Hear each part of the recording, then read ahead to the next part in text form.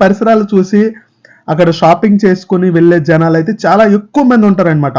Almost ఈ భాగ్యనగరంలో కనీసం కొన్ని లక్షల మంది అక్కడైతే షాపింగ్ చేస్తుంటారు. అలాగే మన అక్కడ గిరాకీ కూడా అదే రేంజ్‌లో ఉంటదనమాట. ఎటు చూసిన షాపులో ఎటు చూసినా ఒక చీప్ జాక్స్ అంటారు కదా! అదే రోడ్ల పైన ఇలా రిక్షాలు పెట్టి అమ్మడము ఇలా చేస్తుంటారనమాట ఈ షాపింగ్‌లో.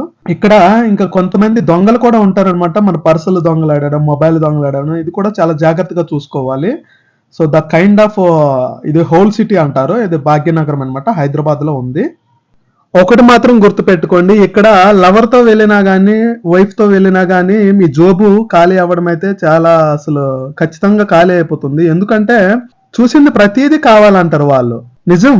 ఇక్కడ చూస్తున్నవన్నీ కావాలంటారు. ఎందుకంటే అన్నీ అట్రాక్టివ్‌గా కనిపిస్తాయి. అసలు గోల్డ్ ఏదో, రోడ్ గోల్డ్ ఏదో అసలు అలా కనిపెట్టలేము. వాళ్ళు కూడా